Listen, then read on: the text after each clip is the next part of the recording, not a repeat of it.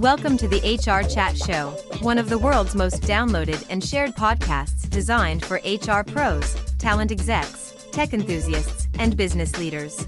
For hundreds more episodes and what's new in the world of work, subscribe to the show, follow us on social media, and visit HRgazette.com. Welcome to another episode of the HR Chat Show. Hello, listeners. This is your host today, Bill Bannum. And in this episode, we're going to talk about HR and responsible AI, look back at the HR Tech Conference and Expo in Vegas, and we highlight the awesome new Work-Defined Podcast Network by William Tincup and Ryan Leary. My guest today is Bob Pulver, a technology strategist who has spearheaded transformation and innovation across such big brands as IBM and NBCUniversal. Bob is also the host of the Elevate Your AIQ podcast. Thanks for listening to this episode of the HR Chat podcast. If you enjoy the audio content we produce, you'll love our articles on the HR Gazette. Learn more at HRgazette.com. And now, back to the show. Bob, it's my pleasure to welcome you to the HR Chat Show today. Hello, how are you? I'm good, Bill. How are you? I'm all right. I'm not too bad. This is an audio-only podcast, but listeners, we are recording this episode deep into the festive period, and I've got a very garish festive jumper on right now. Bob, beyond my reintroduction just a moment ago, why don't you take a minute or two and introduce yourself to our audience? Tell them a bit about you, your loves, your career, background. Go ahead. Thank you. Thank you again for the opportunity. My name is Bob Pulver, and I am a responsible AI advisor and strategist based just north of New York City. I spent most of my career in large enterprise, doing various transformation activities across people, process, technology, data.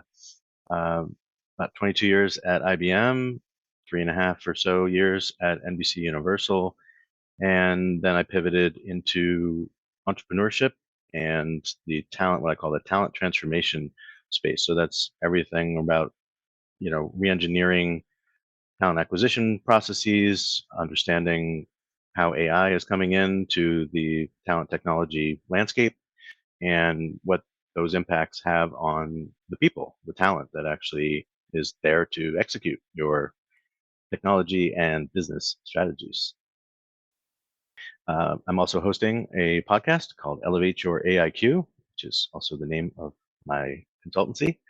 And I have guests that talk about responsible AI. They talk about AI-driven transformation. They talk about employee experience and culture. And they talk about hiring for skills and potential. And so that means looking far beyond the resume, as you know, Bill.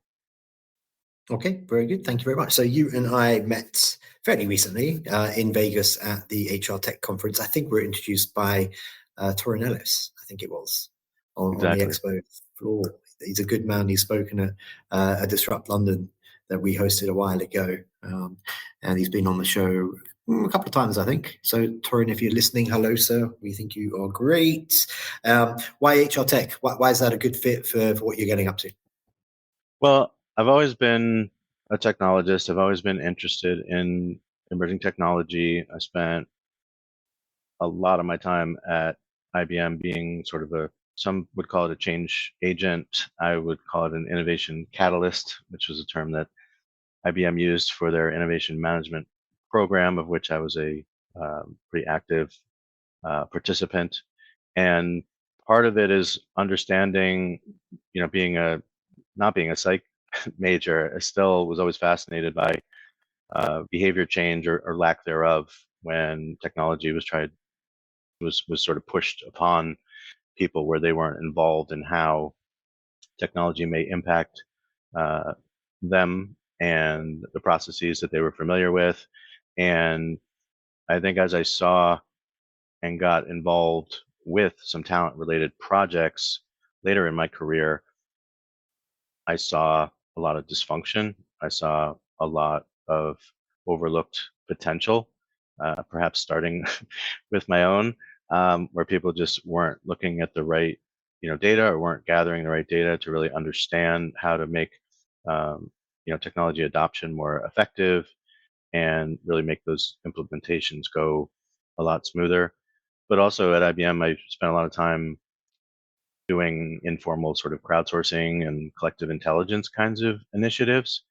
And I saw the power of people, not just individually and individual human potential, but the potential to aggregate and apply the sort of wisdom of crowds, if you will, in various contexts. And this was before we had a gig economy and did a lot of the headlining, sort of crowdsourcing and other types of initiatives, whether that's for philanthropic reasons or just to move the right ideas forward. So just always fascinated with the people side, even though I've never formally had an HR role.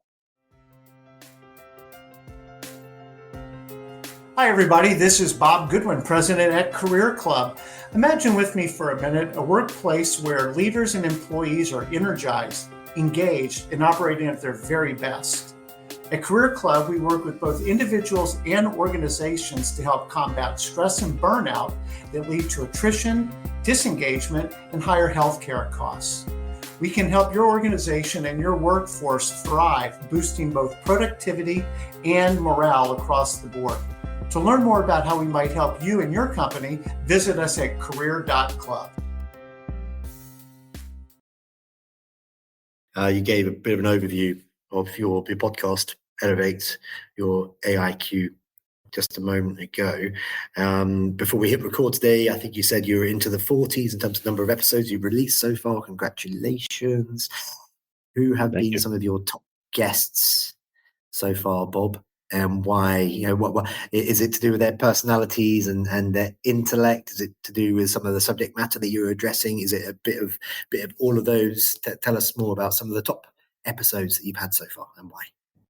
Well, it's hard to pick favorites. I'm not going to correlate them to children, but I did have a lot of great guests that either sort of fascinated me with their background or it was the subject matter. I'm always fascinated by people who are able to wear like at least 5 different hats in their career simultaneously. So someone like Gary Bowles, who runs a future of work program at Singularity University, being an author and a lecturer and a sort of entrepreneur and like 5 other hats. He's obviously a keynote speaker and panel facilitator. Just so to be able to handle so much, it hurts my brain to think about keeping all of those things straight and managing that schedule. So I'm always fascinated by that and serial entrepreneurs as well. Bill, you brought me a fantastic guest, Giancarlo Era, who is also one of these. I don't want to use the term Renaissance man because he's Italian, but he really is like this Renaissance man. He's like Gary. He does so much. I mean, he teaches and teaches people about AI, and he tutors people, and he mentors people, and he speaks, and he's also a musician. So I just don't. Again, it's fascinating to me these people that can do all of these things simultaneously. But I'm also really impressed by a lot of the women founders I've had on the program who are champions of diversity. They're very accomplished academically. I think the last couple I had, including Barb Herman from Sapia and Isabel Bickler from Retrain. They went to law school. They worked in finance. I think Isabel was a wealth manager and Barb was in the finance sector too. She was the CHRO of Boston Consulting Group.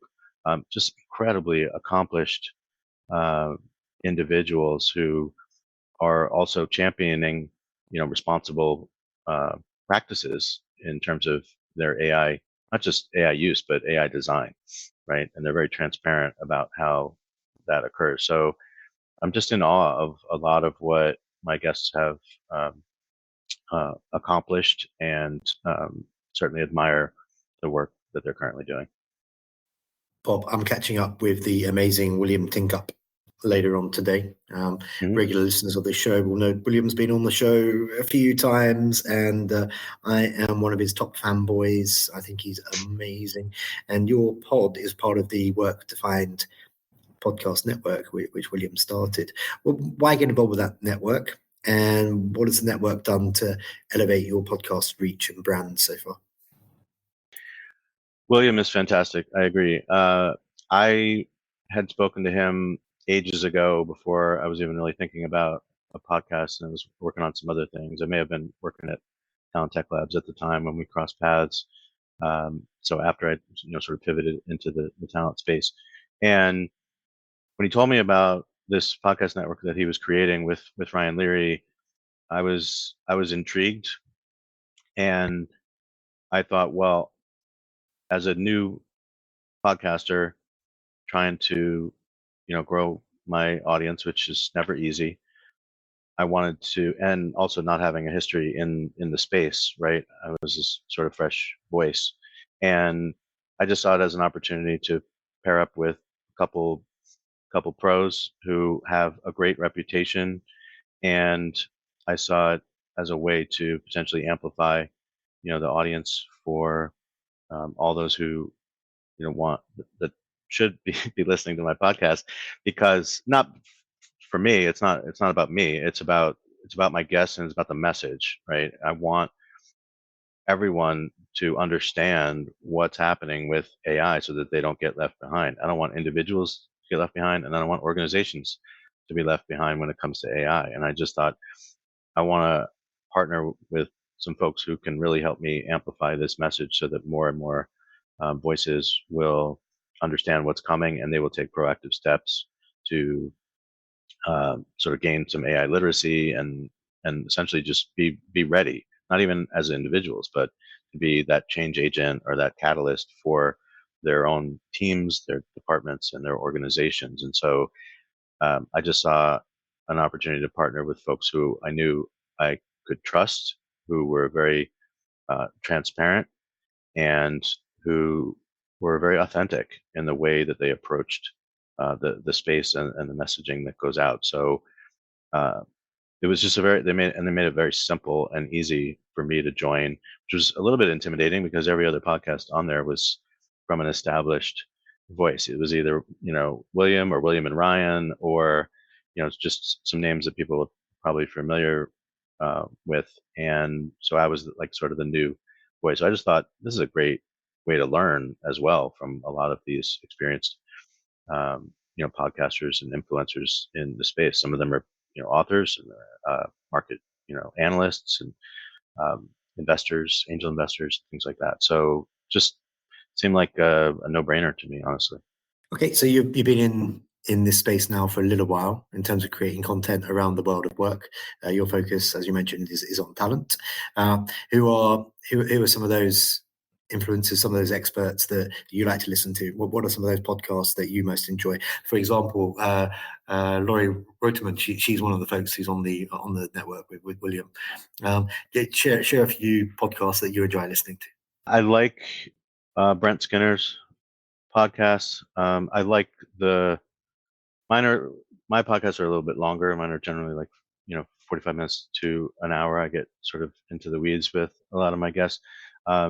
So I like to switch gears. Sometimes I like Brent Skinner's like small talk window, where he just does like 15, 20-minute conversations with folks. I like Mark Pfeffer's um, content because again, it sort of overlaps with some of the topics that I focus on, and so it's good to get sort of an alternate sort of perspective and just think about some of the questions and the framing of some of the things that Mark does. I know George LaRock recently joined, so I want to get in because he's, I know, going to give me those, again, sort of snackable items around the market more broadly, and some of the things that he's seeing in the space. So definitely like to just think about the way I look at the world, and then incorporate some of those varied perspectives, because I respect everyone's opinion about the space, and it just helps me to think more deeply about how I'm viewing the space, but also the types of questions that I might want to ask the guests that I bring on. But there's a lot more to explore. I definitely want to check out. There's one that recently joined from Stephen Rothberg, who's co-hosting with Jeanette Leeds, that recently got added. It's the title is around high volume hiring, but they really go much deeper than that and think about it from not just problems that are unique to high volume hiring, but thinking about everything that's going on with, automation and AI in recruitment more broadly. And so, anything that can give me a varied perspective, either about a particular industry, about a particular approach to talent acquisition or talent management, talent development. Anything around learning and development, I think, is really fascinating to me because, again, I'm trying to promote AI literacy and making sure that people, in some cases, may need sort of personalized or customized training and upskilling. And so, anything that hits on that is particularly interesting to me. Bob, in 30 seconds or less, I'm going to challenge you here. Yeah. Why is responsible AI so important to you? I see, and goes back to one of the reasons I got into this space to begin with. I see a lot of people being overlooked, talented people being overlooked for no good reason. I see the neurodiverse population being completely overlooked. I think everything around second chance hiring, or people who are changing careers, doing career pivots. I'm sensitive to the hiring for skills and potential piece because I think every time I see this cat and mouse game between a job description and a resume, I think that is just not where we should be focusing. We should be focusing on assessing, understanding the skills that people need, understanding how to properly assess those and validate those skills, and hiring for potential. It doesn't matter what they look like. It doesn't matter. All these elements that we're using to judge people are not really grounded in their alignment to their potential to do the job. And so I just want to see a leveling of the playing field and people evaluated on the proper criteria. Okay, very good. Great answer. Not in 30 seconds, though, but that's okay. It was a good answer. As we look to wrap up this conversation, let's leave with some practical tips. We always like to offer some practical tips on this show when we can. Any responsible AI best practices that you think HR leaders should be leading, should be spearheading within their organization? If so, can you maybe share a couple of those with us? Well, I think it should make sure whatever tools you're using, that the people who built those tools are being responsible by design, right? So good data practices and data hygiene, understanding the provenance of the data, because the data is the fuel for all your algorithms and AI. If the data is exhibiting or shows bias, that's just going to flow through to the AI, which is then going to exhibit bias. So really think about not just responsible use, applying your critical thinking as you're prompting your Gen AI tool of choice, but was it done and built fairly from the beginning? The other I would say is understand the specific use cases that you're going after. Make sure you're solving a real problem when you apply AI. Don't just apply it because everyone else is doing it and it's the latest shiny object. So if you're building it yourself, then follow all those practices. If you're getting your AI powered solution from a vendor, just start asking them the tougher questions in the RFI and RFP process. Ask them those questions about the data and how their developers are aware of and tracking the evaluations of all those models. So just don't lose your critical thinking. Never outsource your critical thinking to AI. Excellent. And just finally for today, Bob, how can our listeners connect with you and learn more about all of the cool things you're getting up to? So is that LinkedIn? Do you want to share your email address? Please remind folks how they can find your podcast. What are those key touch points? Yeah, thank you. So LinkedIn is the easiest. Just Bob Pulver on LinkedIn, and or Elevate Your AIQ. There's also the company page on LinkedIn. And but the email's simple, just bob@elevateyouraiq.com. If you want to set up a call and see how I can help. The podcast network is Work Defined. That's WRKDEFINED.com. And you'll see my show along with about 24 others as of late 2024. Perfect. Well, that just leads me to say for today, Bob, thank you very much for being my guest. Thanks so much for having me, Bill. And listeners, as always, until next time, happy working. Thanks for listening to the HR Chat Show. If you enjoyed this episode, why not subscribe and listen to some of the hundreds of episodes published by HR Gazette? And remember, for what's new in the world of work, subscribe to the show, follow us on social media, and visit hrgazette.com.